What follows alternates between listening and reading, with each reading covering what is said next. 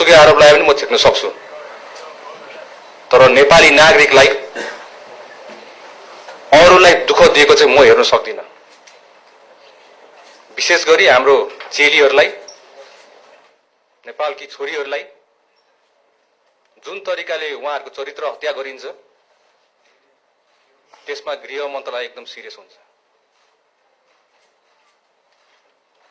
So आइन्दादेखि यस्तो हाम्रो समाजमा यस्तो खालको प्रवृत्ति नरहोस्। जति अट्याक गर्नु छ बरु मलाई नै अट्याक गर्नु होला, नो प्रब्लम। तथ्यको आधारमा हुनु पर्यो, तोडमोड गर्नु भएन। र मिडिया ट्रायलको नाममा कसैले आत्महत्या गर्नु नपरोस् हाम्रो देशमा आइन्दादेखि।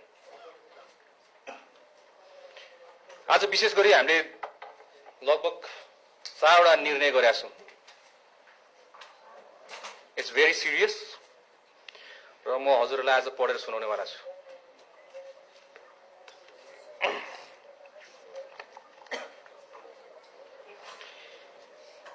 जेनजी आन्दोलनसँग सम्बन्धित घटनामा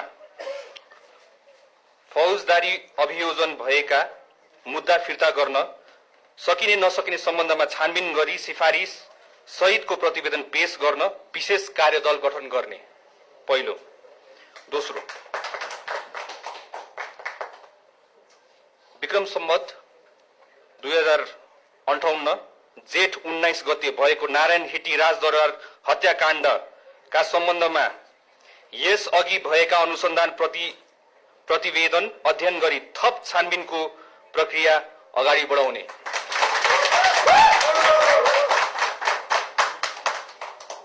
गृह मन्त्रालय र सुरक्षा निकायबाट संवेदनशील सूचना चुहावटको घटना हुन नदिन सूक्ष्म निगरानी गरी कारबाही गर्न सुरक्षा निकायमा sensitive information vigilance team SIVT गठन गर्ने।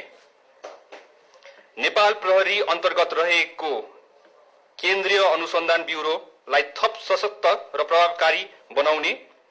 हाल प्रक्रियामा रहेका अनुसन्धानका फाइलहरूलाई शीघ्र टुङ्गोमा पुर्याउन निर्देशन दिने।